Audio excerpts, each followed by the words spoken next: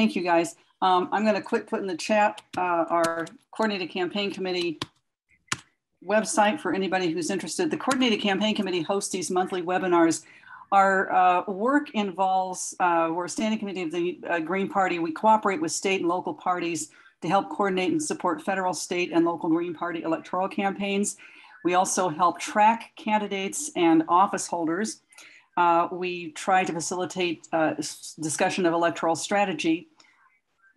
Years ago, we had a political director that conducted campaign schools and did a lot of work in the committee. Since we don't have one and aren't likely to see one in the near or possibly all future, we've taken that on. Our members have conducted these monthly webinars, mostly monthly webinars, involving all aspects of campaigns, roughly running along the campaign year calendar, but not always. This one is a little bit of a different thing. We like to add some new and material that other parties aren't going to be able to provide. We also have a yearly funding application. We don't have a lot of money to give out, but we invite candidates to apply for limited funds, maybe anywhere from $100 to $500 for a few campaigns. And then we like to help promote with videos and live streams and stuff, so we can help promote and publicize Green Party candidates.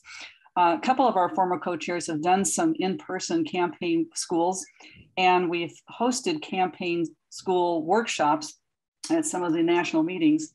Last year, we conducted a virtual campaign school for Oregon. It went pretty well, and we have all of that material, or most of it, still available in case anybody wants to check it out or have a repeat. We help maintain the database, which is a more formal listing of candidates and elected office holders.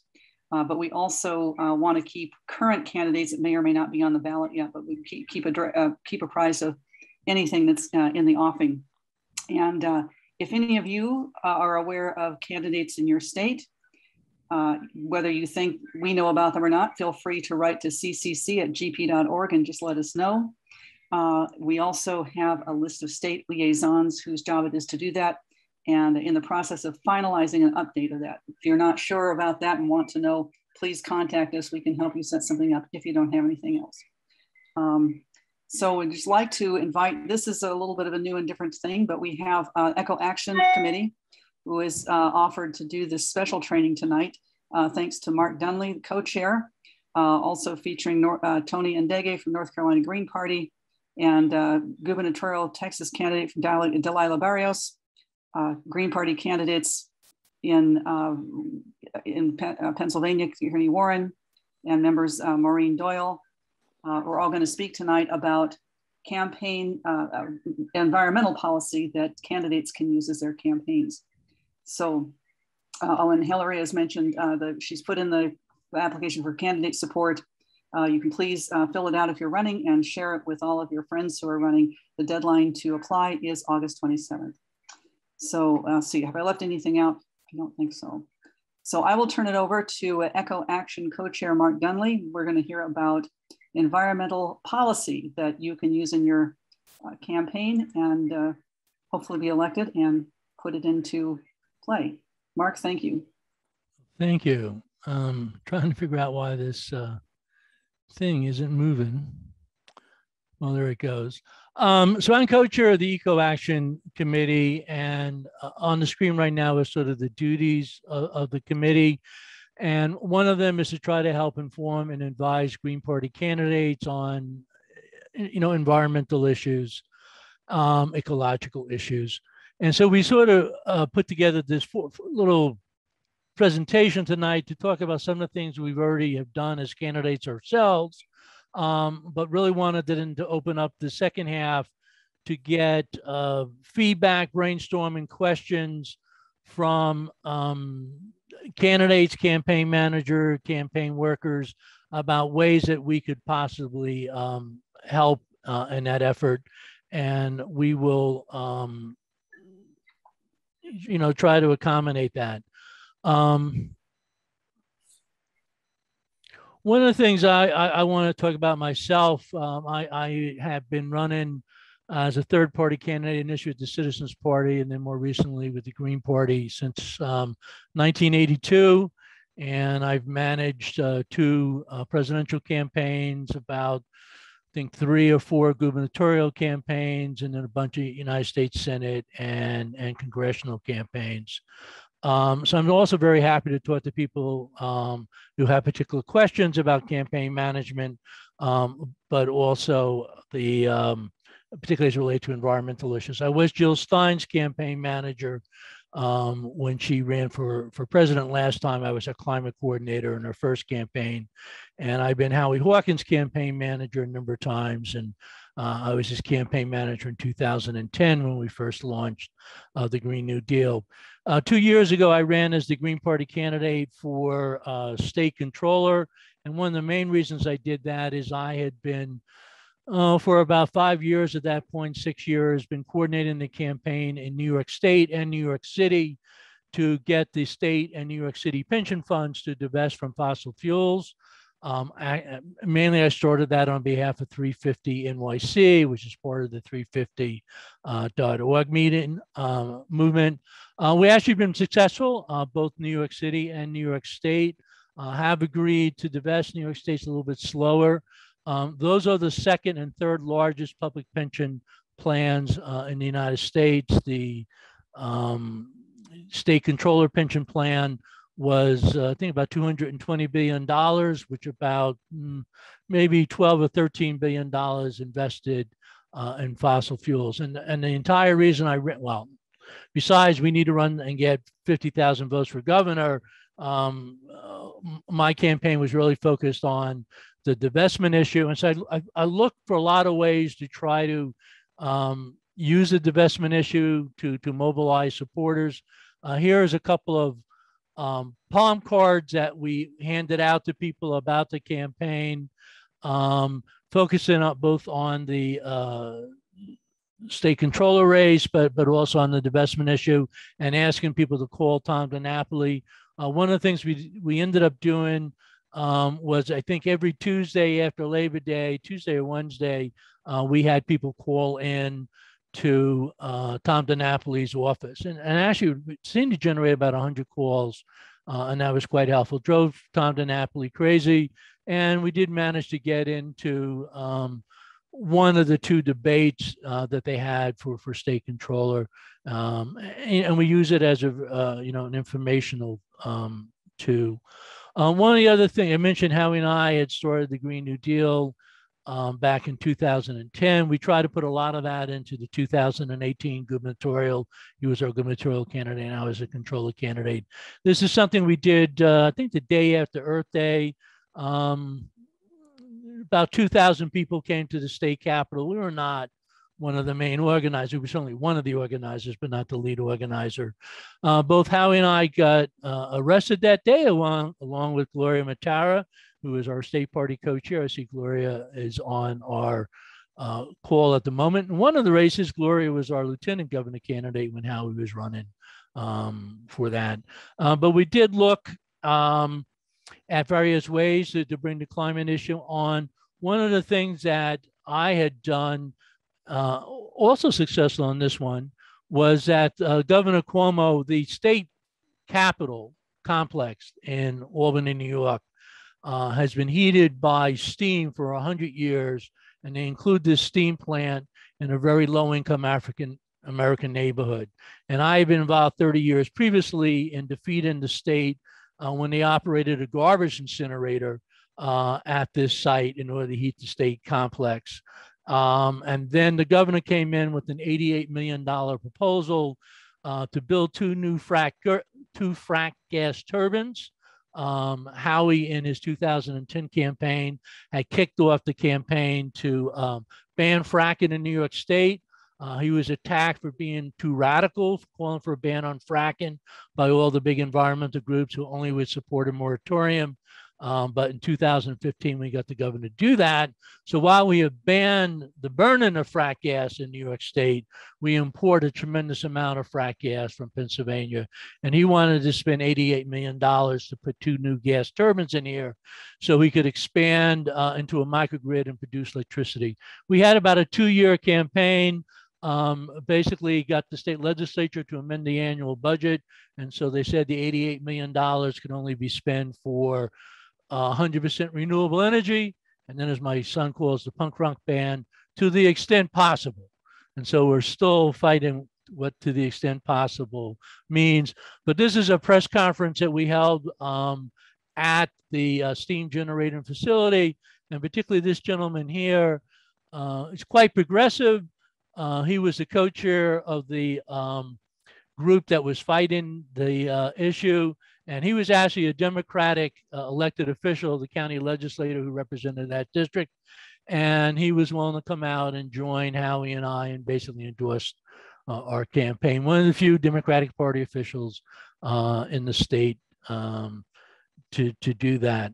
So one of the things we, and actually I did this last year. I did write some press releases about climate change and then try to get green congressional candidates to take quotes in it. A few of them used the model. We're willing to do that again this year.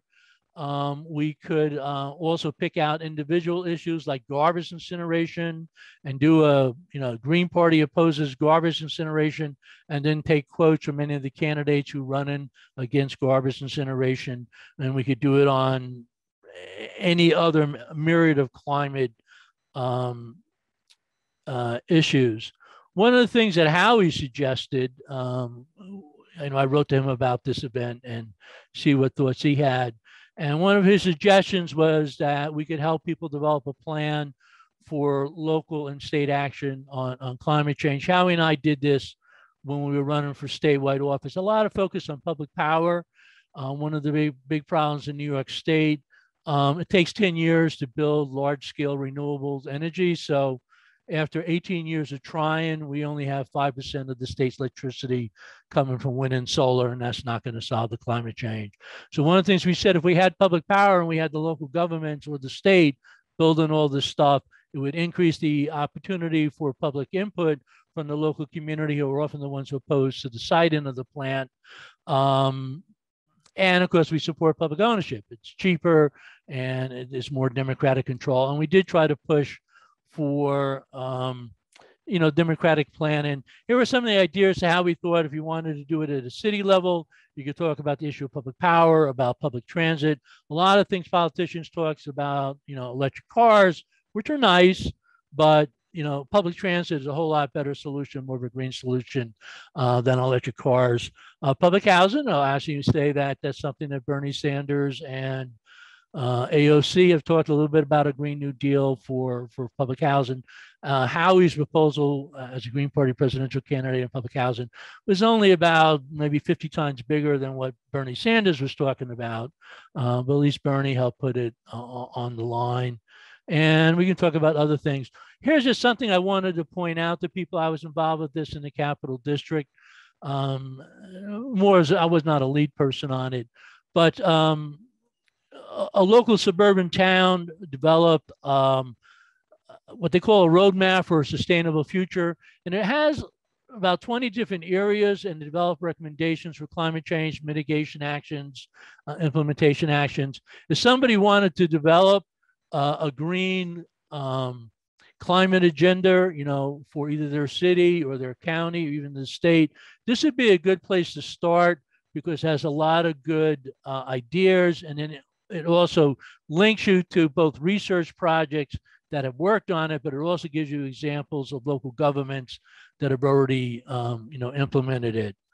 Sort of running out of time before we go to the next speaker. One of the other things Howie did during his gubernatorial campaign, one of his pet projects, we should take public ownership of the internet system. Instead of having these private corporations determine who provides, broadband and stuff like that. And the unions liked it because they hated Spectrum. And so it was a big fight to take over Spectrum by the unions, and they supported public power. And it tied into that very well. Here is a piece of literature that, as many people may know, while Howie and other Greens were the first ones to implement the Green New Deal in his 2010 campaign, most people knew it after AOC was elected. Interestingly, we had helped a Green Party candidate run for city council in my neighborhood where I was living at the time in Brooklyn. he did quite well. Actually, was cross-endorsed by the DSA, got 25% of the vote for city council in New York City. His campaign man, and we basically educated him on the Green New Deal, which he made part of his campaign. His campaign manager then became AOC's campaign manager when she ran for Congress. She's the one that ran the campaign during the primary. You hear a lot about the Justice Democrats. They didn't take over the campaign operation until she won the primary. But and so the Green New Deal that AOC developed came out of the work that we had previously done with this Green Party city council candidate in the neighborhood. And this is another, this nice little logo from the Green New Deal from Maryland. Oops. Now they're playing hardball. Trying to get back to it. Really, the other thing I was just going to do at the end was there is a lot of information in the Green Party platform. There is a whole, if you go to the platform, there's a sustainability section, and it has about 15 or so different Green Party ecological issues. And I often, when I'm writing stuff for Howie during his recent presidential campaign, or I did some of his media, I did a lot of the media for Jill, just to take stuff out of the Green Party platform. It's already been debated. It's already pretty well, put together, and just took that and, put it out. One of the other things was there's actually some Green Party campaign literature included on the Green New Deal on the Green Party website. I've been lobbying the web manager not to hide it under the Green Party store, which is where it is right now on the GP platform. So if you go to store on the GP website and you hit store, there's then a separate pull down menu for literature. And there's a lot of, a fair amount of good stuff there. I just think let's make it a little bit easier for people to find it. So, I mean, one of the things we want to talk about later, and I'm out of time here, is just, besides doing, possibly some joint press releases where we get local Green Party candidates to take a quote. You should always be looking at letters to the editor. Recycling is a green issue. Every place needs to improve the recycling program. Talk to local environmental groups about issues they're already working on. You don't want to steal it from them, but if you amplify what they're doing, that can be quite helpful. I did get endorsed by 350.org and Food and Water Watch when I ran for the state controller candidate, because I'd already done a lot of work on that. You should post your material to the EcoAction Facebook page so that more people see it.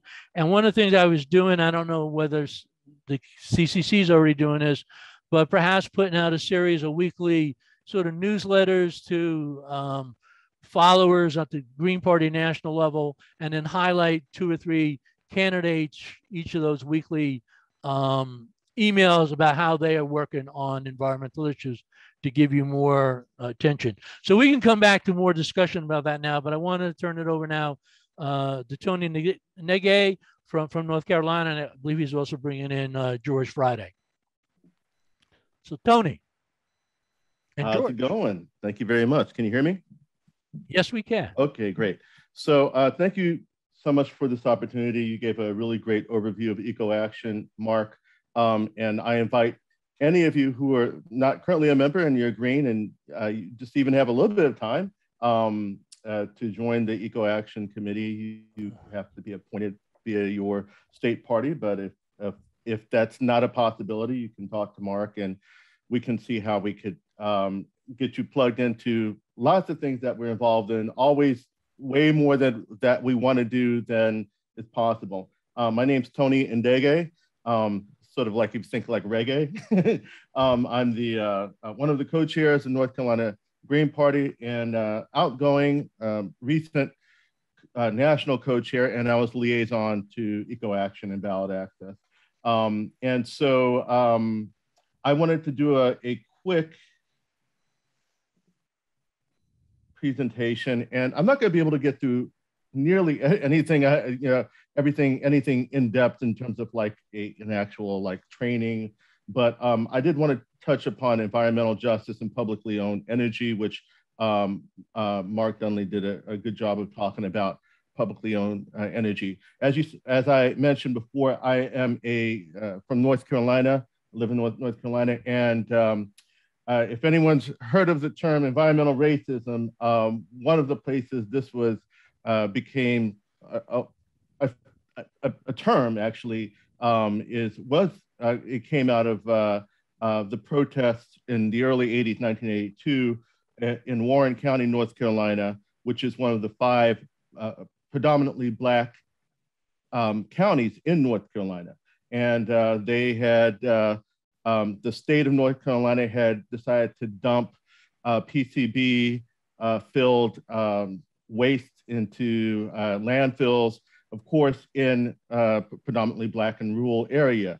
And this set off a firestorm, really a landmark, I think, a protest wave that happened in North Carolina, but it also inspired lots of protests. We also had Black farmers who later on joined struggles against some of these same issues, as well as discrimination against Black farmers.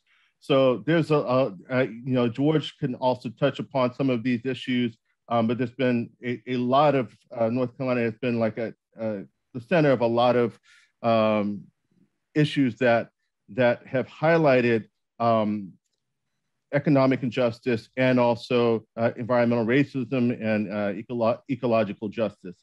Fast forward over 30 years later, we had one of the largest coal ash disasters in history that occurred in the center of the state, Dan River, over 39,000 tons of coal ash waste, and that had all kinds of, as you can imagine, disastrous chemicals, cancer-causing chemicals into the Dan River, which does have water repositories that people use drinking water with. So this was a major, major disaster. No one was arrested, even despite the fact that it was revealed in trials as well as investigations that Duke Energy had, which is trades places as the largest energy company in the world, or certainly in the United States, with a couple other companies every 2 or 3 years. So it's pretty much the largest, or one of the largest, and it's in several states. And within these investigations, they found that there's several EPA violations, and that this was not the only coal ash pond, that there were about 33 coal ash ponds, many of which were unsurprisingly in areas that are rural, poor, and have a disproportionately large number of a Black population. It's very important to look at issues like these in your state, in your community, because you'll just uncover, if you just start peeling this away, there's so many things. Fracking, there's an issue in Stokes County that was right near a coal ash pond in Blues Creek, which is right near there. So my point is that there's plenty of areas in North Carolina that you can just kind of like peel away like an onion and find all of these injustices happening that are crossovers. Some people like to use intersectional. I just think that so many of these things are interconnected. So it's very important. I'm going to be coming from an organizer perspective, because before I was a Green, for many more years, I was an organizer and activist. And it is very important, even if you're a party, to agitate, educate, and organize, because we're not we don't take corporate cash, right? So the only way that we can make up for this is by doing that. We also need to make connections between environmental justice, socioeconomic justice, imperialism, and war. And we also, candidates need to emphasize the necessity for publicly owned and democratically controlled energy production utilities, in my opinion at least. We also need to provide an uncompromising critique of capitalism. So this is why we have another party, because otherwise you're going to be mixed in with a party that serves Wall Street without question. And there's a lot of political confusion if you're talking about the fact that capitalism is causing all these things, and you have the Wall Street pick as the head of your party. So it's very important that this political space is opened up for independent movements and that we're uncompromising in that, because that's really beyond anything is, in my opinion, the service that we provide to humanity, and I think we're going to historically provide in the history books. So Tony, you wanted to bring in George at some point? Yeah. Yeah, because we're running late. Okay. Yes, we are, but you know, you took plenty of time, Mark. So. All right. Yeah. We want to leave time for questions and answers. We're almost. So it's very important for candidates to educate, to educate and organize within their community. And the reason why is because several of our candidates, for example, Robert Courier at the top, was an activist for several years. He became a Green, but I got to know him through activism and Occupy and all these things, and through protesting these coal ash bills. So he was one of the lead organizers of a protest against Duke Energy using, they're gonna have rate hikes to pay for the coal ash bill because they had billions of dollars to clean up that they're still cleaning up now. So Robert Courier was our first, it took us a while to get on the ballot. It was the hardest state to get on the ballot. And he was our first candidate, congressional candidate. We also are calling for a moratorium, not just now during the pandemic, but we've been calling for moratorium for all energy shutoffs on top of supporting actually a just transition to publicly controlled energy. Our second ever congressional candidate, he was here with Hallie Hawkins at Duke Energy headquarters. We had a press conference, was also calling for a Green New Deal and publicly controlled energy. And we coined this phrase that actually a while back, not one more dime, Duke, that a lot of folks have used. Very quickly, I promise I'll be 2 more minutes, Mark. We have that makes 7. 2 more minutes makes 7. I know I'm being rude, but you know, I don't care. Okay, well, we have the Atlantic Coast Pipeline that went through some of the poorest areas in North Carolina, including Lumberton, which has the largest Native American indigenous population in North Carolina and in the Southeast. And the term wrong side of the tracks refers to, in many areas, the east side of town is the area where you find a larger working class population, black and brown population. And there's a historical reason behind this, and it is because pollution historically and smokestacks were, because in most of the nations like the United States, Britain, France, we have westerlies. So the wind blows from the west to the east typically. So the reason why you often find the bad side of the railroad tracks is the east side is because of environmental discrimination.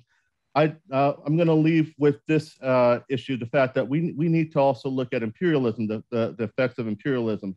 The 10 most food insecure countries in the world generate less than, basically a small percentage of our greenhouse gases. However, climate change has led to food insecurity in all of these nations. As you all can see, predominantly these nations are in the global south and in Africa, with the exception of Haiti and Afghanistan. So this is very important to note that we have to address imperialism. And so I'm going to lead off to George Friday, but I just want to say that we also have to provide a vision for what an eco-socialist society would look like. We've had North Carolina has hosted several, and the Socialist Party together locally has hosted several webinars, and some of them we talk about what would another society look like? What would another how capitalism, because of its endless growth, creates the necessity for this. And growth is intrinsic to capitalism.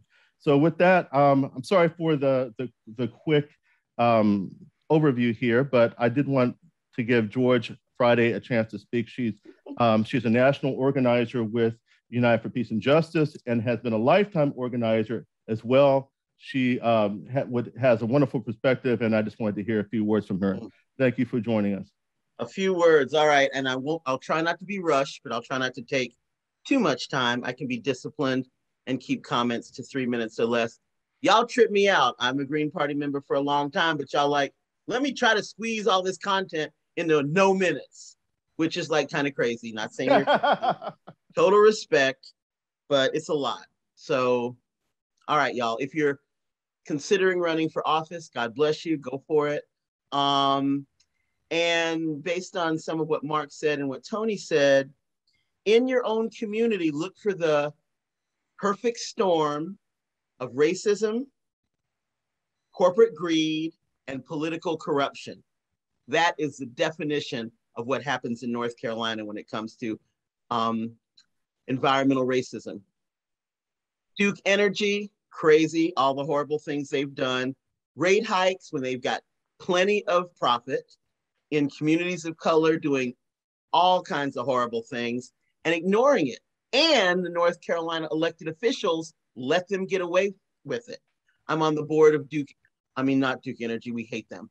I'm on the board of NC Warren, and NC Warren has caught and exposed Duke Energy countless times. Maybe Kim Porter can put some links or something in the chat to help out with that, but it's there. So based on organizing and as a candidate and as the party, try, if you can, to make every event, activity you do be about building the party and building the movement, because that's how we win. Building the party so we get people that join and building the movement. Part of doing that isn't necessarily by giving people data and statistics and telling them how horrible things are and boring them to tears. Not saying y'all were boring, but not completely scintillating your presentations, but to validate the reality that people are experiencing. This right here sucks. Here's an alternative. Become part of the party. Help us build change. There you go. That's the best way to do it. Look for the perfect storm: racism, corporate greed, political corruption. Where those come together, those are the folks you reach out to first. They become part of your campaign team. They help organize and educate and agitate. The party grows. We win more elections. All is well and right with the world. Peace. Whoever goes next, you're up. Thank you, George. Our next speaker is Delia Barreos, who's a Green Party gubernatorial candidate for Texas, and she joined EcoAction early this year to participate in the forum that we co-sponsored with GPACs around the military and its impact on the climate. Thank you for the introduction, Mark. I wasn't sure what to expect when I came tonight. I'm also a delegate for the Latinx caucus. And as Mark mentioned, I'm with GPACs as well. And I think we do a lot of good work there. As far as my experience goes as a Green, I definitely see the concern for challenges presented. We're living in a very fast changing world. And I think that this is the right time to bring people to us. If they don't have a home elsewhere, they should at the very least be able to find a home with us. And so I understand there's a lot of challenges, not only running for office, but getting active within your state party and reaching people. When y'all are talking about environmental racism and all the things that to find people, Texas has checked all those boxes. we have a crisis on all fronts in this state. And so it's definitely a struggle. I have no problem, working with other groups. I encourage it. If you find, socialists in your area, you find Democrats who are willing to, cross party lines to help out. It's about the people and it's about what they need. And we have to be the ones recognizing it and being real about what the situation is and how hard it is all over. So yeah, I'm so grateful that everybody's here and they're putting in their time and effort for free to, motivate others to be a part of this party and grow. We can't grow very far unless we have some good roots. And I think Green Party has good roots. We've got nothing but activists here and people who care about the environment and people whose fight and struggle is the same as everybody else's. So I'm really happy to be a Green. I definitely have concerns with our structure only because it's almost like because we're so small, we're vulnerable in some respects. And I think it's really important. I think Mark was bringing this up, that we stay true to the pillars and we stay true to the values, because we can't change those goalposts as a party. We have to stay consistent. So I just think that that's probably one of the most important things. And don't be afraid to reach out, because you've allies everywhere. We're all over the country, we're all over the world, and there's lots of good work to do, and we can get a lot more done together. So thank you for your time. Well, Delia, I'll ask you a quick question. Is there an environmental issue or two you were raising in your present campaign? So there's several. We had the winter storm, so public energy is seriously important. We have high COVID numbers, so universal health care is important. We have very, very greedy, corrupt people involved with pipelines and extractions that are harming the planet and disrupting water resources, which we have some, really beautiful springs and nice hill country areas.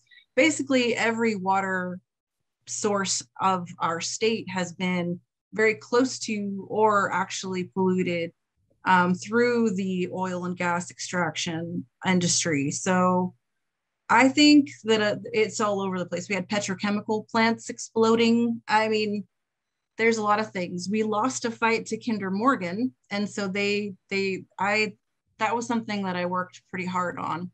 And my experience as an activist, we went to court many, many times, and we lost, and you could see they were paying out, oh, we're giving donations, oh, we're doing that. And it made my heart sick. It made me so disgusted that they could go beyond what the clear conscience of the public is, because there were a lot of us there that were protesting and it didn't matter.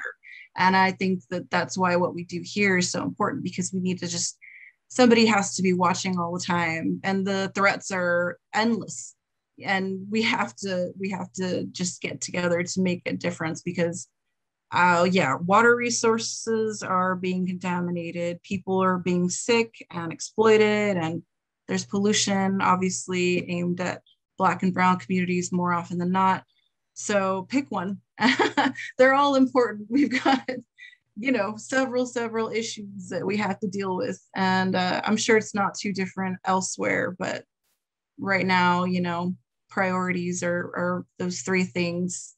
We got the healthcare problem, we got the oil and gas problem, and the water, and the immigration. Oh my God, I'll get angry, so I'm going to stop talking about ICE right now, but that's another issue that we have to deal with too. Okay. Keanu Warren is running for city council in Chester, Pennsylvania. I know the incineration is a big issue, but Keanu, you want to tell us a little bit about your campaign? And you have to come off of mute. There you go. Thank you, Mark. Hello, everyone. My name is Keanu Warren. I am a New Green. I live in Chester, Pennsylvania, as Mark has said. And my campaign, one of my major concerns is the environmental racism that's taking place in Chester. So my platform is climate justice is racial justice. I am a former SEIU Healthcare Pennsylvania organizer. So another issue for me is healthcare. I've been a home care worker, family home care worker for 20 years off and on. So I just want to talk about the Covanta incinerator. And this is a huge piece of my campaign. The Covanta incinerator, located in Chester, is the nation's largest waste incinerator. It operates with the fewest pollution controls. It operates with only 2 of the 4 standards, safety standards set in place. Chester has been named one of the worst cases of environmental racism in the United States. It's our largest air polluter and the largest environmental violator. It's one of the top air polluters in the greater Philadelphia area. Our incinerator burns up to roughly 3,500 tons of municipal and industrial waste every day. And Covanta is primarily located in cities that are predominantly Black, like Chester, Camden, New Jersey, and Newark, New Jersey. 30% of the burning trash becomes toxic ash, and it makes landfills more dangerous for groundwater. The other 70% becomes air pollution. So the toxic ash from the incinerator in Delaware Valley is dumped in the Delaware County Solid Waste Authority's Rolling Hills landfill in Berks County, Pennsylvania. The children in Chester, we have a high rate of asthma and asthma-related hospitalizations. The rate is 4 times the state average. Residents like myself are 50% more likely to die from brain disease and 25% more likely to die from heart disease than the rest of the residents in Delaware County. Our infant mortality rate is some of the worst in the state. We are 2 to 3 times the state average, and we have the second lowest birth rates in the state. And the top contributors to this health crisis is the pollution from the daily burning of trash throughout the county. So the people who are located in that area where Covanta is located, I have family there. They cannot come outside on hot summer days, not just because the air is thick, but because of the toxic air. And then the particles that come down from burning. So neighbors, residents in that area have to clean their cars. Their porch furniture is covered with that ash as well. Incineration and burying toxic ash in the landfills is far worse, I'm sure you all know, than using landfills directly. And with Covanta, only 6 of the 105 jobs go to Chester residents. Most of the executives, if not all, live at least 10 miles outside Chester. You know, while the residents are suffering from the assault of air pollution, odors, and noise. The odor, it's a horrible stench. It stinks. It makes you physically ill. And on the weekends, it's, for whatever reason, I don't know if that's when more trash comes to be burned, but it's it's the worst. And residents have normalized that smell, not knowing what it is. They just thought, oh, well, this is the way it smells down here because of one of the companies, not understanding that it's affecting us with cancer. 2 of my family members who live there have cancer. My mother has died with cancer. When we got the testing from her tumor back, it was not hereditary, and it was not because of what she ate. I specifically asked, was it environmentally related? And they said they would have to, that's why they're testing. At this point, you know, we can't prove individually why people are getting cancer, but we do know that cancer is one of the horrible health side effects caused by Covanta's air pollution. Pennsylvania has been the largest importer of trash, pulling waste from Canada down through Puerto Rico. We get New York's trash, we get Oklahoma's trash, we get Canada's trash, we get Ocean City, Maryland's trash. We get 21 counties in Pennsylvania, the trash from 21 counties in Pennsylvania and New York. And this is because of a surplus of landfill capacity that the state has permitted. A good thing is that we did win a huge win last week, last Wednesday. Myself, along with another organization member and Delco allies within Delaware County, we attended a Upper Darby County Council meeting. The reason why we were there is because for 30 years, Upper Darby's trash has been burned in Chester. Upper Darby is the largest municipality in Delaware County where I'm located. So we went to this meeting to try to get them to pass a zero waste resolution, and they passed it after months and months and months of fighting. So we had a victorious week last week. We were so very happy because it's a step in the right direction that they will curtail the amount of trash being produced, and they're going to work towards waste prevention and with reduction, reuse, recycling, and composting, in hopes that, you know, racial justice is climate justice, which is care, justice, jobs. So hopefully it will create more cleaner jobs than what we have now. Well, thank you, Kearney. One thing I'll mention, my local climate group, we've done a demonstration 9 Tuesdays in a row against Congressman Paul Tonko, who is the lead person in the House of Representatives on climate, particularly on the Pelosi side. And his Clean Future bill incentivizes garbage incineration. And that's going to be a big fight in Congress. There's a lot of bad climate solutions that they're doing. Our last speaker, I see she has joined us, is Maureen Doyle, who is, and then we're going to open it up to questions and responses and ideas and brainstorming. But it's Maureen Doyle, who is the Green Rainbow Party from Holyoke, Massachusetts, is on our local conservation council.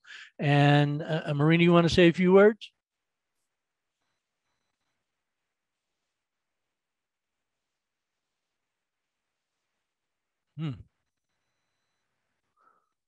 Maureen, can you, trying to see if I can find you and unmute you. She doesn't appear to be muted. Okay, yeah, Maureen. Oh, well, it does. Okay, let's see. Yes, unmute. No. Well, maybe Maureen, I don't know, has gone out to do something. Or Mike, who knows? So why don't we open it up to questions or comments, and then Maureen comes back to the phone. We'll have her join in. Actually, Maureen has a hi, sorry I'm late. Does anyone know about environmental justice towns? I learned about EJ designations when we were trying to close a Casella dump in our town. Being an EJ town opens the town city up to grants and other help. Check it out if you are working against a corporation preying on your town. There's also a mention of Mike Ewall, former, or maybe still Green, who's formerly on the platform committee, executive director of Energy Justice Network. So, and they posted the information, the URL in the chat. Right. Well, I do know in New York State, because we've been finding some of these similar problems, you can get designated as an environmental justice community, and it does give you a little bit extra protection and then also hopefully funding. But in some of the permit renewals we're doing, for instance, on a commercial hazardous waste incinerator across the street from a public housing project in Cohoes, New York, you know, they've been designated as an EJ community, and that gives them a little bit more of a clout. I guess if people want to ask questions or make comments, you want to post your name in the chat room so we can follow it. So I don't know if people can raise their hands, but. Raise your hand, I'll try to help. Yeah, that would be helpful. While we're getting ready, I actually have a question. Because one thing I was hoping to hear are, you know, I've heard a lot about people's experience with specific issues in their towns that may or may not, you know, many of us are running into something similar. But I'm wondering, and I don't know if this link ever did work for you, Mark. I sent something that was for an environmental website run by a former Green with very green content, but I was wondering about actual legislation or policies and specific issues. For instance, like the famous plastic bag ordinance that was adopted in San Francisco or Bay County or whatever, which was a Green created policy. Any policies like that? And the other thing you did mention, possibilities like getting certain things designated certain ways. Is there any place where one can go to find directions to do that? You know, how can I take actual political action against or for certain things? Well, I mean, one thing, in the 2014 gubernatorial election, Howie Hawkins got 5% of the vote for governor, which is the highest in a century of a progressive third-party candidate. And we have been part of the grassroots campaign to ban fracking in New York State. And shortly after the election, Governor Cuomo agreed to ban fracking. And one of the things that I, decided to do was, it's easy to mobilize people to fight bad things. It is very difficult to mobilize people to fight for good things, because without the threat to their life and their communities and their children, there's not that level of motivation.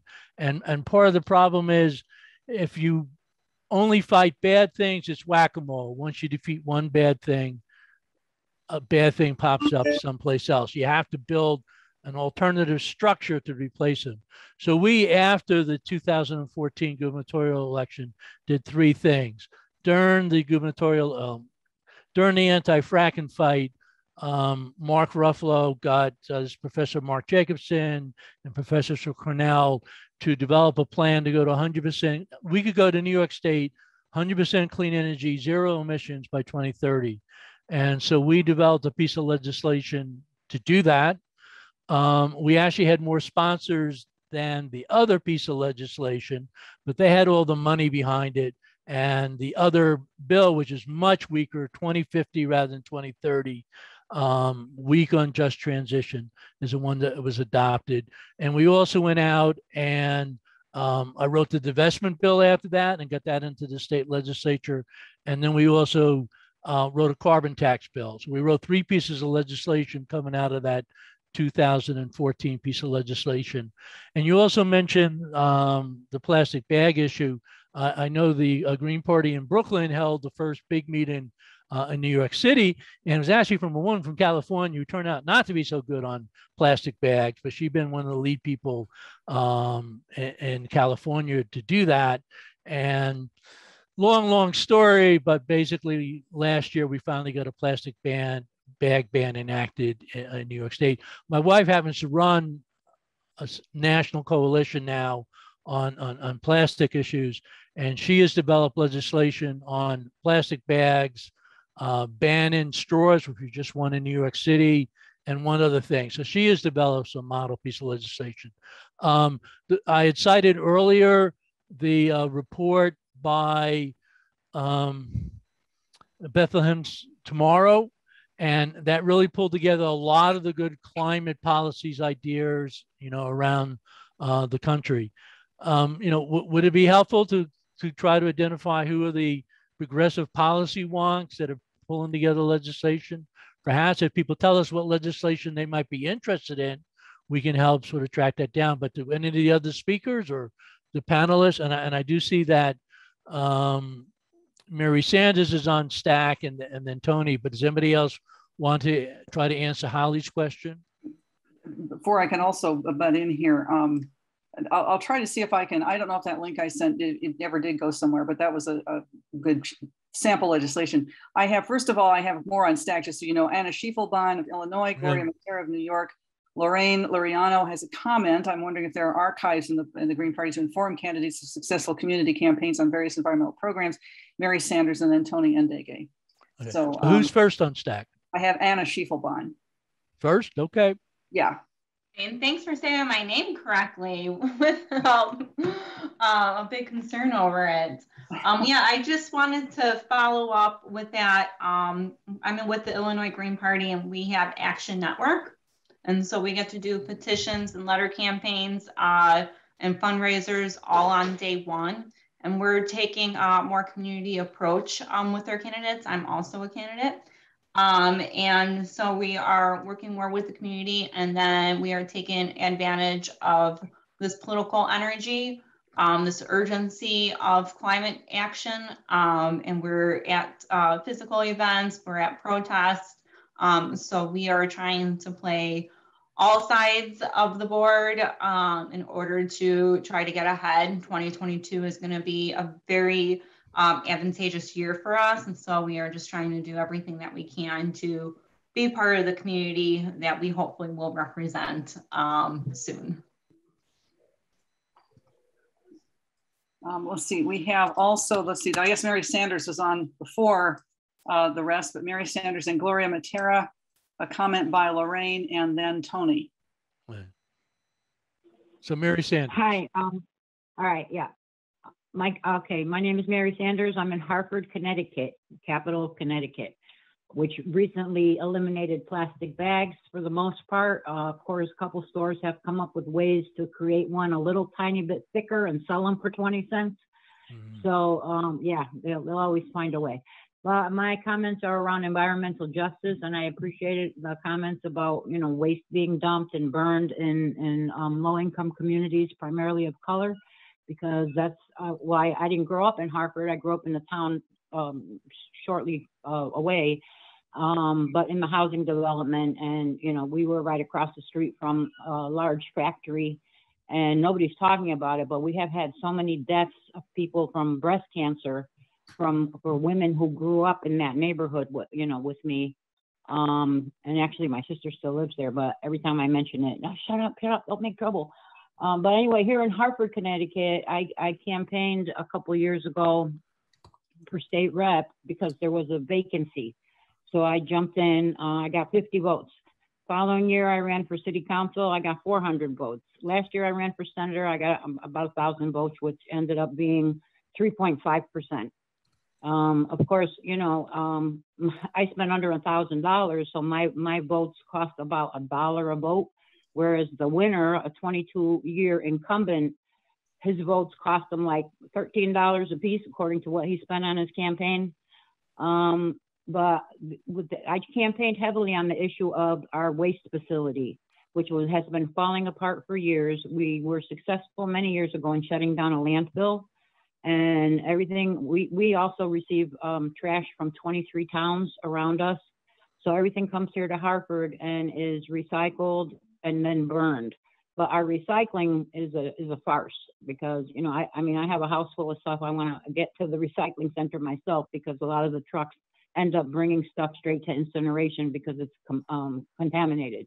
So I campaigned on an education platform around reduce, reuse, and recycle, and also campaigned at that time in favor of some money that was being voted on at the state capitol to upgrade our facility.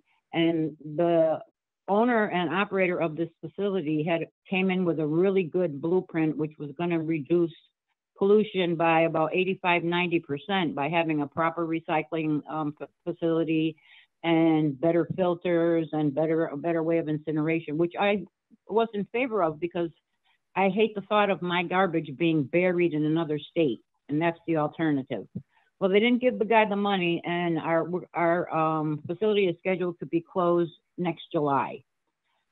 The surrounding towns that are still sending their trash to us, I don't know if they're paying attention to this. I don't know what the plan is here, but once that facility closes, all the trash is either going to have to be disposed of another way or is supposedly going to be shipped to Pennsylvania for future generations to deal with.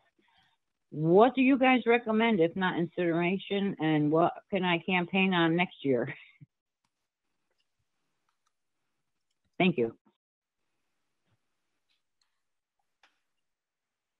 Well, Mary, in Chester, we're pushing zero waste.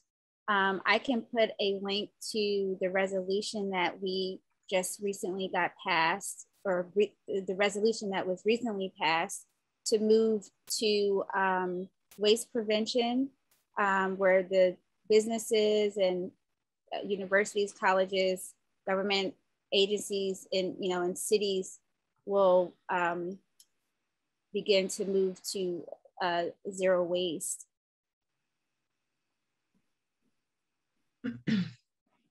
Also, I just wanted to mention composting. If you have facilities that are already doing recycling, you can petition to have them switch to composting. And so if they have public areas or they start using that, that's one step in the right direction. Obviously, zero waste is ideal. That's ideal for sure. But if you could start, usually composting is at least economical approach that most businesses and jurisdictions will be willing to initiate. Sorry.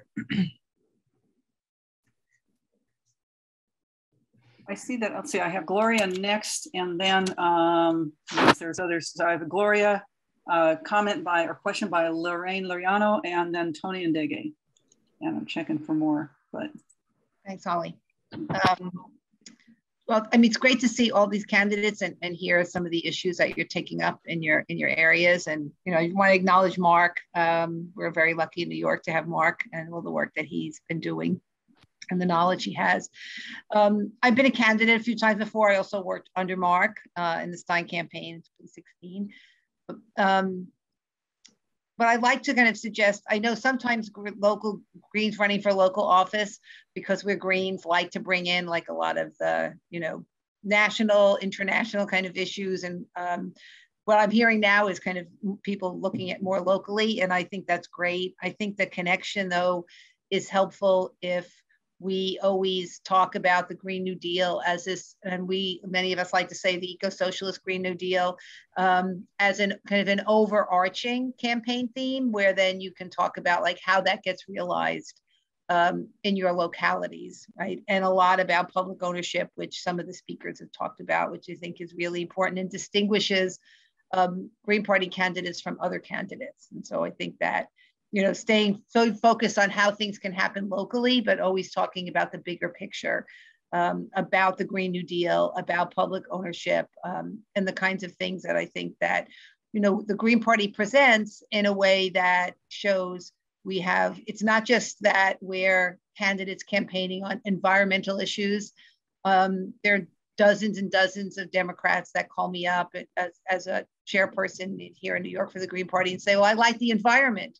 So would you know, the Green Party be willing to endorse me? It's really, you know, the bigger picture that the Green Party has and kind of the issues around sustainability, around public ownership that I think are important to emphasize. So good luck, candidates.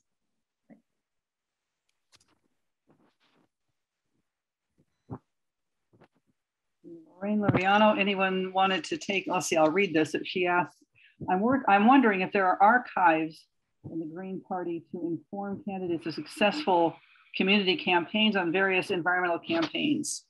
And I know, of course, on the website, there are articles and news pieces and such, but maybe EcoAction has something that you're collecting. It's a good idea, not that I'm aware of.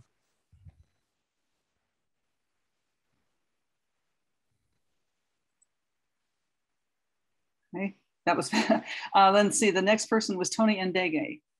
I don't, if there's anybody else who was trying to get on the stack, post it again, because I don't know that I or anybody has seen it. So Tony. Delilah just says she wants to be on stack. Okay, Tony and then Delilah. So I'm gonna say something a little contentious. So this, like, a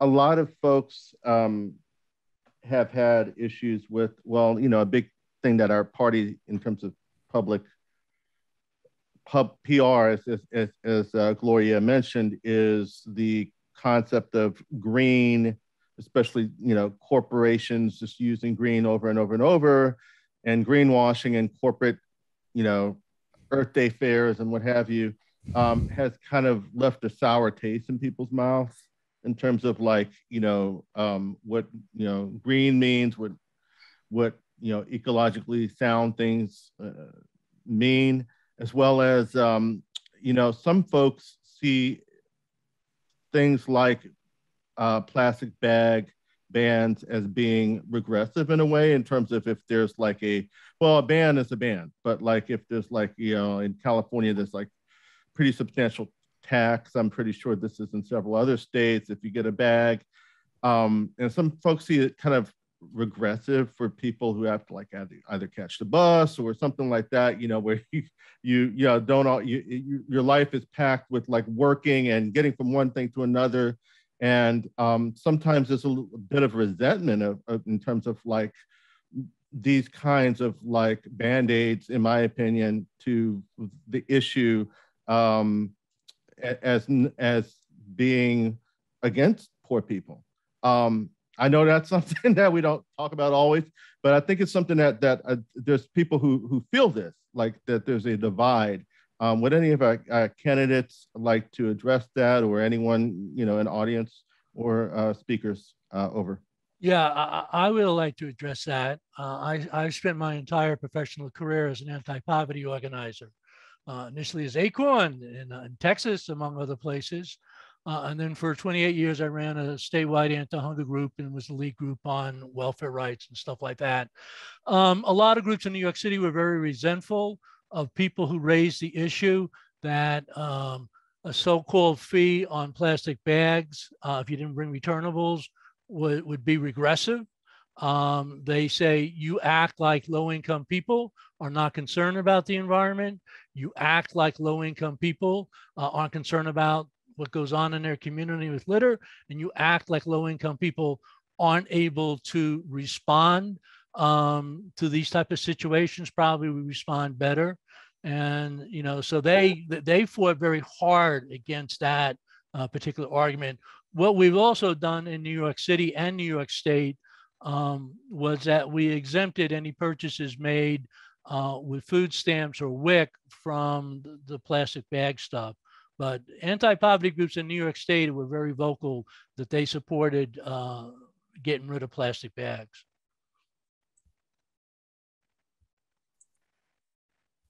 Any other comments?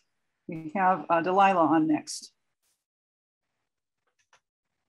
Okay, hi, thanks again. I'm sorry, I'm really tired and I woke up and I've been working all day, so I'm a little not with it, but I have a question and then I have a comment to make. I think some people find the term eco-socialism divisive, and like even within my own state party, they're like, we don't like the term socialism because we're in Texas. And I was like, all we have to do is make that term easier for everybody to understand. That's like part of our role is to make, offer education to people and inform them about our party and what we're doing.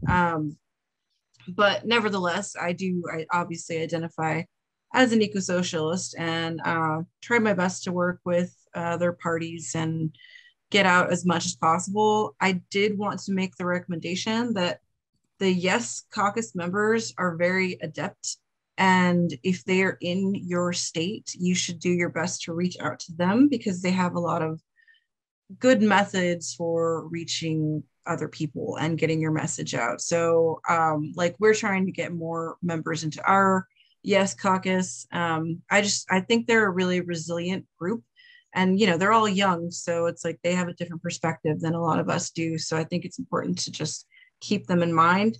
And as far as campaigning goes, the most success I've had, I'm a working class person. I've worked in surgery for 18 years and I have no problem, regardless of political background, making strides with people as long as we make it a working class issue and a working and poor people issue, because everything that we are struggling with affects us the most. And so it's just an easy way to kind of break the ice if you're finding that people are a little bit resistant to having these conversations that are obviously really important. The question I have to other longtime Greens is, what do you do with such, we talk about resources a lot and how they're important. And we, one of the most important resources is people and having people to help you and having people to work with. What do you do when you're lacking in that department? Like, we don't have the resources for a state as large as Texas. And we've been trying so hard to get people in, and it's just, it feels like we don't have any resources. So other than like fundraising, do you guys have any ways that you recommend to kind of overcome that barrier?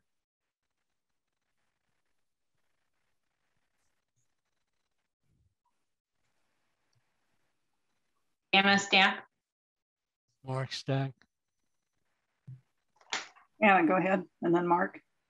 Yeah, so we found that we can do virtual phone banking. Not only, get the training and everything together, but people are comfortable between giving them 3 to 5 phone numbers and then following up with them, every couple of weeks just to check in. We have some free data from the March for Medicare for All. And so we're still working with that list. And so it's like, it's not really our data, so we don't really, we can give it away without somebody having to sign an NDA to it. So I think that is really something that's engaging, that's COVID friendly. People, it's a doable task, and it gets people activated. So that's one thing that we've been doing. Thank you. I mean, I've been a candidate, I think 5 or 6 times at this point, and probably ran about 20 other campaigns. A couple of things. One is that I have found for local races, the Green Party usually was able to outraise the Democrats, New York City being a big exception. But in fact, for small races, you know, we can match the other parties in terms of resources. And that's, you know, that's being disciplined about fundraising. And, you know, Ralph Nader always complained that Greens don't know how to ask for money, and we feel guilty about it. And by far, Ralph is the best person I've encountered in the Greens in terms of doing fundraising. He will not let you leave the room until he has raised the amount of money that he wants. And none of us have that type of discipline. And I've also found that on a lot of races, after the races, the Democrat, and oh my God, we've had no volunteers in the race.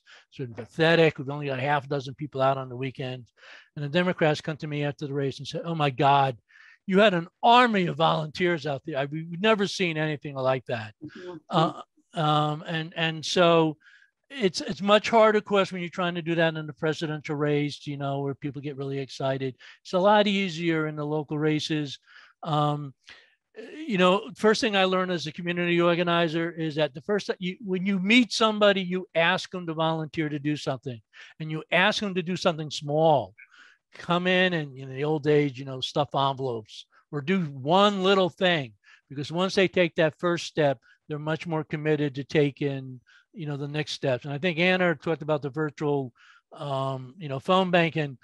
Certainly texting these days seems to be an easier way for people to reach that.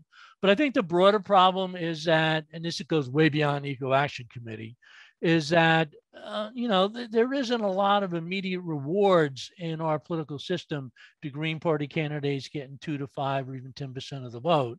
And therefore, it's hard to get people to feel it's worthwhile, especially year after year after year. And that's one of the reasons why I think the Greens should be a lot more active on issues. And a lot of Greens are individually active on issues, but often don't identify themselves as being Greens when they do that work. But, you know, if you're not going to provide the other reinforcement to people for being involved with the campaigns, you're not usually winning the election, especially partisan elections. In New York State, pretty much everything is partisan. I know it's a lot easier to win nonpartisan races. In a lot of places around the country, local races are nonpartisan. That's not true in New York, so we have a much more, you know, difficult time. But if you build up that relationship with other groups by actually doing work on issues and not just asking for their support on election day, I think they're much more likely to support you. And I think a lot of Greens get really confused. It's sort of like, my platform is exactly the platform that you articulate on your particular issue. Why aren't you supporting the Green Party candidate in our election? Because they don't see what the return is on that. And I think the Greens have to, you know, spend a little more time being, you know, and I mentioned, you know, working on other issues, but I know the Greens in Albany, we had a young green house, almost a communal house for about a decade. And they did things like, food not bombs, you know, they did, you know, food delivery, food relief. They did a lot of community gardening. They did a lot of service oriented stuff. And I was at Acorn and also United Farm Workers Union. I mean, that was sort of one of the model. You did other things outside your organizing to build up that bond and relationships within that community. And then you could pull them into your greater political work. But it's very hard in the United States under, you know, especially for state level races like governor or, you know, presidential races or Senate races to provide that type of immediate reinforcement to people. We had that with Nader in 2000. We've not had it since. Just a couple more. Thank you. I'm sorry, a couple more stats. Lorraine Lariano had another post, and I see that Alejandro had posted, but it looks like he's withdrawn the stack. Alejandro, if you're there, do you want to go ahead? I can unmute you and you can go ahead and ask. Otherwise, I'll read Lorraine, do you want to, if Lorraine can,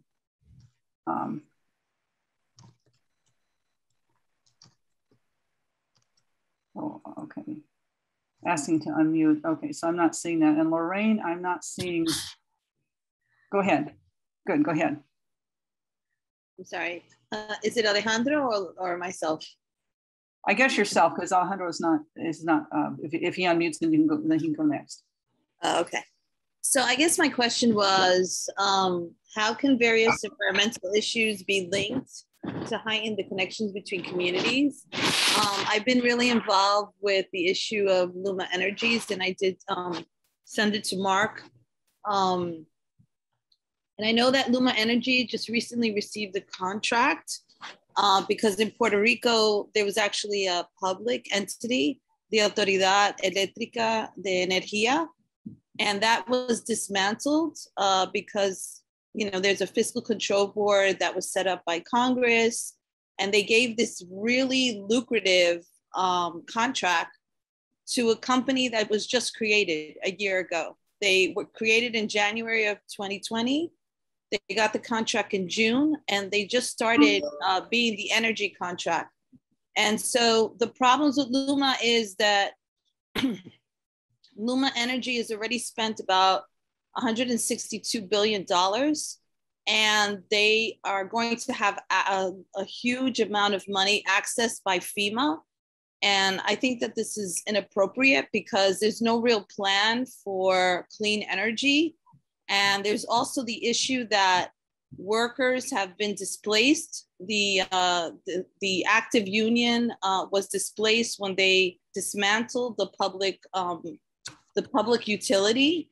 And so I'm just wondering what other communities have something like this that has occurred, that possibly Puerto Rico, you know, that this issue could be looked at and also advocated, because we're looking at millions of dollars going to private companies that have no commitment to the people.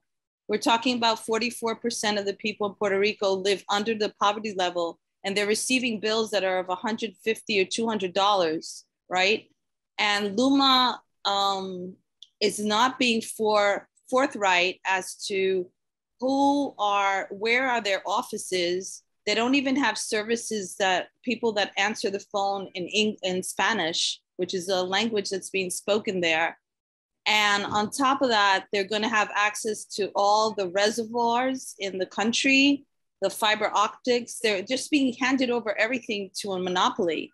And I'm just wondering what other communities is within the United States.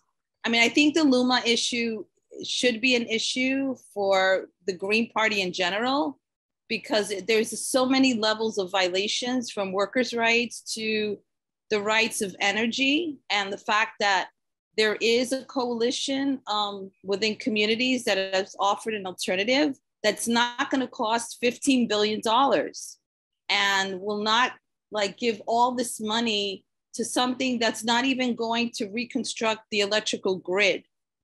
So that's kind of my question. I know it's huge, sorry, it's a huge issue, but thank you for listening to me.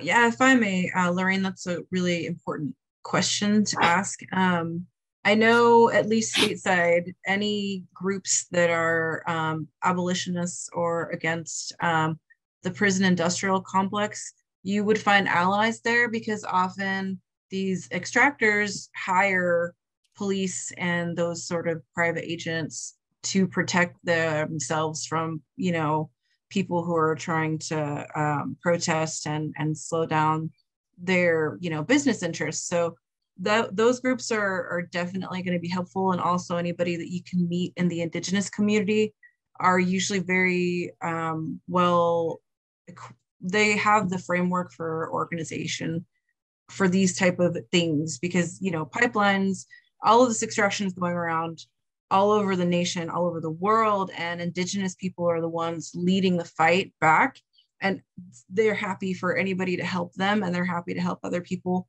for these types of efforts. So depending on where you are, I would look for those two groups, those advocates, to try and ally yourself with to get more people involved. Thank you. Thank you so much. I mean, a couple of comments I would make. I mean, one, whenever we talk about public power, I try to say we want public ownership and democratic control.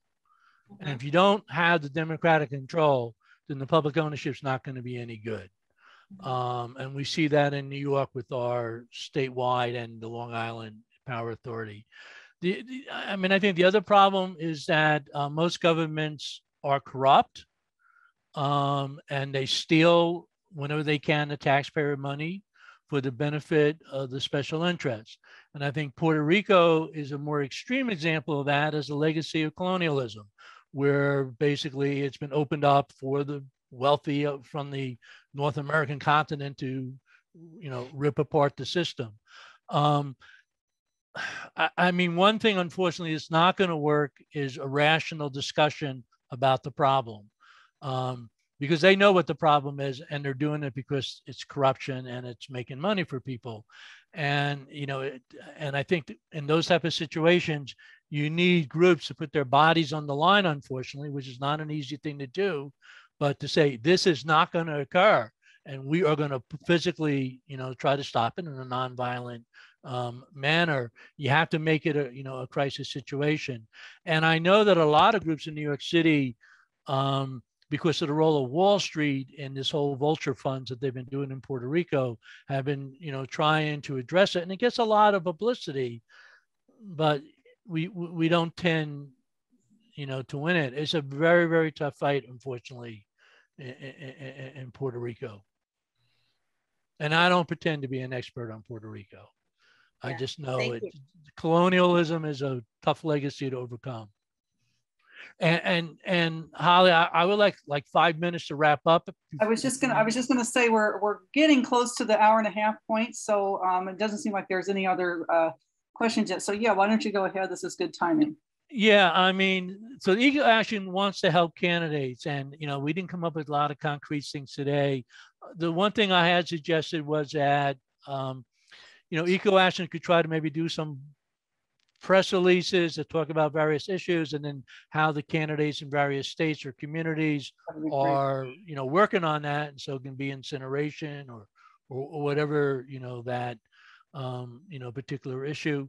And if people, you know, do want, hey, I got a problem here and I want to solve it, I mean, that's something that EcoAction should be able to take and say, can we find a model solution here from other places? And just among the candidates yourself, you know, somebody in Pennsylvania may be working on a solution that will play well in, you know, in Texas, and just sort of sharing, you know, that information. And just to the campaign coordinating committee, you know, you know, campaign schools are helpful, and we used to do a lot of them in New York. We haven't done too many, you know, in recent years, but to the extent the campaign coordinating committee can come back. And I always say, when I tell people, listen, if you're serious about winning, you have to do voter identification. There is no way you win without really strict voter identification. The other reality is, in most cases, especially in a partisan race, you're not going to win in terms of getting the majority of votes on election day. So you have to define for yourself, what is your victory? Is it to get New York State to divest from fossil fuels? Is it to shut down this incinerator? Is it to win a particular thing?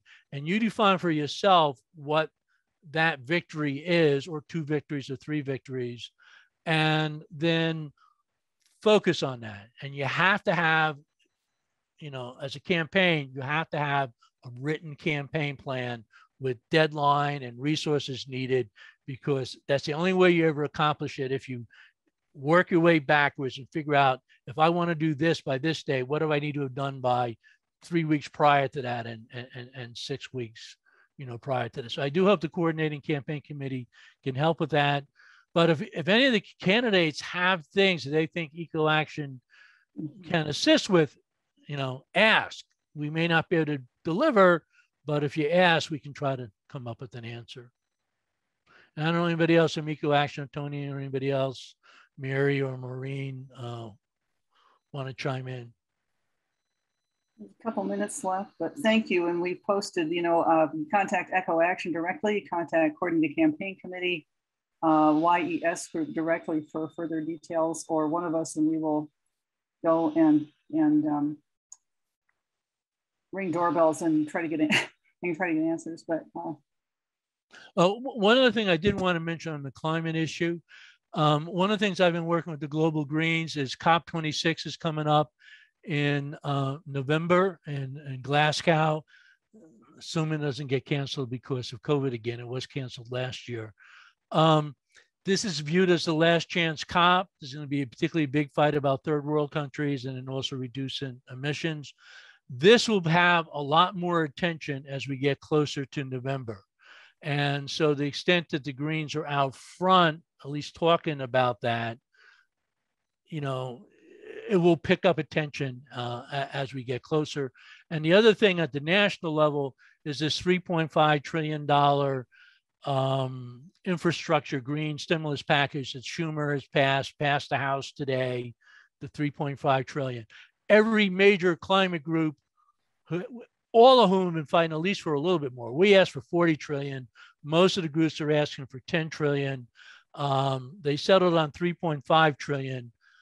Every other group pretty much has now jumped to defend the 3.5 trillion and has dumped asking for any more money. So the Greens are about the only ones left that's saying what you're doing with this is totally inadequate. And you know, we're the only ones that have the courage to stand up to say everybody else has now gone on the defensive. They treat in the 3.5 trillion as the ceiling and will negotiate downwards rather than trying to treat the 3.5 trillion as the floor and trying to push it upward a little bit. thank you. On that note, thank you. Thank you guys for doing this, and hope we'll be back and with more. Mark, should EcoAction encourage people to talk up COP26, do letters to editors, Facebook posts, etc. And we're almost out of time, but go ahead, and then maybe there's something more that EcoAction can put out with talking points. You guys do a really good job with talking points and stuff. Well, COP26 is doing that stuff, and I forget the exact date. I'll send it out. I think it's September 9th. They're doing another webinar, and it's particularly how people can participate at the local level. And they're having examples from around the world. Their webinar is actually very interesting because it's the first time I've heard Greens from Kenya and Argentina and Egypt and Lebanon, you know, talk about how they're doing. I will say I've discovered the Green Party of the United States is about the most progressive Green Party on the planet. There are some that can challenge us, but the rest of the Green Party is a little bit more moderate than us. But I will suggest to them that they should put out more talking points so that candidates, and I think they want to do it, that local Greens can begin to amplify the COP26 message. But yes, you know, letters to the editor would be very helpful. And the Stop the Money Pipeline is one group that's running a national campaign right now around COP26. They're the one U.S. group. I mean, a lot of groups have it on their radar, but the Stop the Money Pipeline is the one group that has an actual campaign. Thank you. Well, thank you to our candidates. Yes, yeah, it's fantastic. Yeah, thanks. This is really great. Good luck to everybody.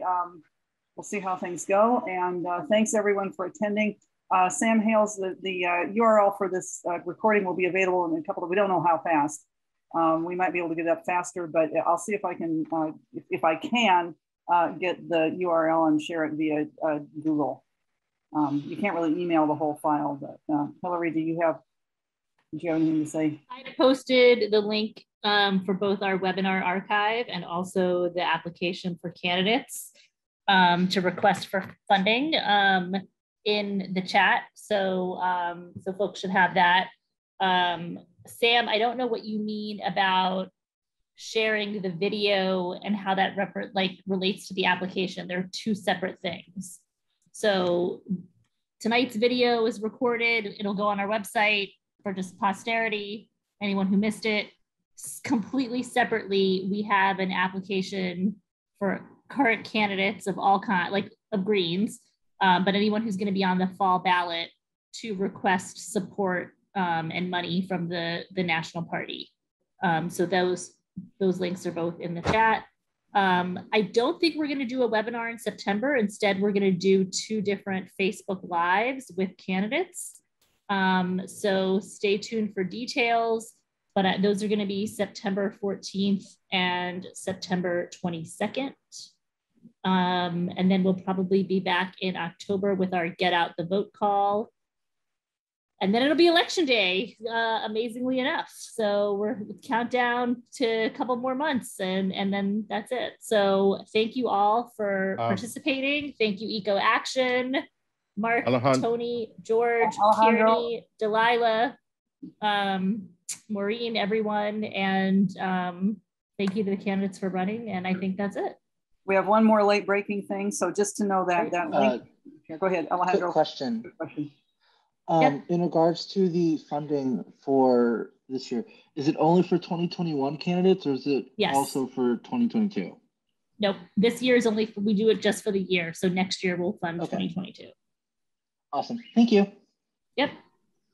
We got next year. Thank you, everyone. And good luck. Hope to hear great news coming up in November. Thank you. Good night, all.